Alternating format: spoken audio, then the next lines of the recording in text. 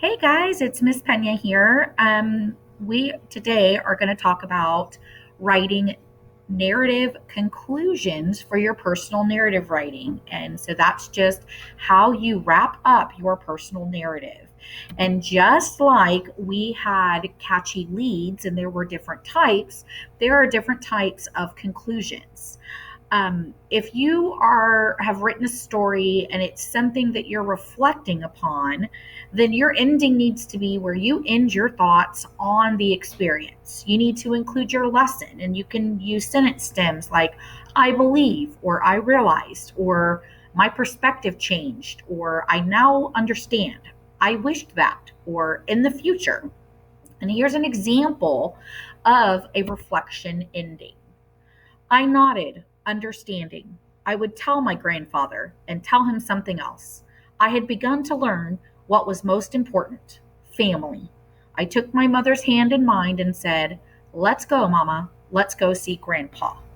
Okay, so that's an example of them reflecting back on something that they learned from their experience.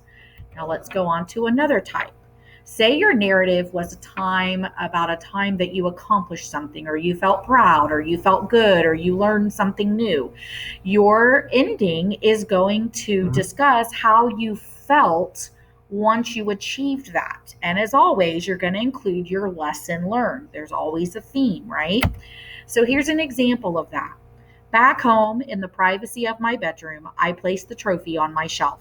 I had always been smart, not athletic, so I was more proud of this win than any of my perfect projects.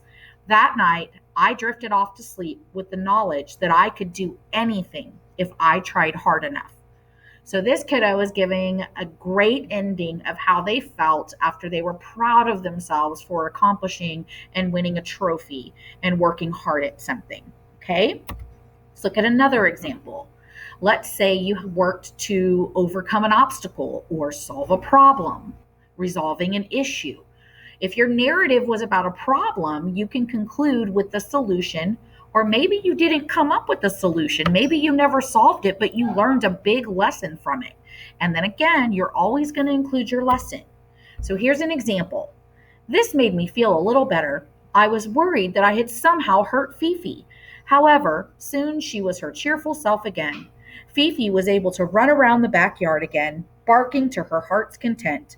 I had gained a new self confidence and would try to not doubt my abilities in the future. So, again, notice their lesson that they obviously struggled, that they weren't good at something, and now they gained self confidence and knew that they were not going to doubt themselves again. Okay. So, and here's an example that ties in with the story that Miss Garza talked to you about in the Catchy Leads, which is from our teacher story. And so it says, abdomen, thorax, legs, and arms. I replied to her. From that moment on, I was determined to study bugs and to be an entomologist. I still am. I want to be an entomologist, to study bugs in their habitat. I want to change the world. Again, just ending with a strong statement. So let's go back and talk about the must haves that you need to have in a narrative conclusion, no matter what type you do of these examples. No matter what your story is about, it should always wrap up your narrative. It should always include your lesson learned, and it should be powerful and interesting. It should never, ever, ever, ever, ever, ever end with the end. We do not want to see that. It should be like one of these examples: powerful, interesting, and always including your lesson or your takeaway.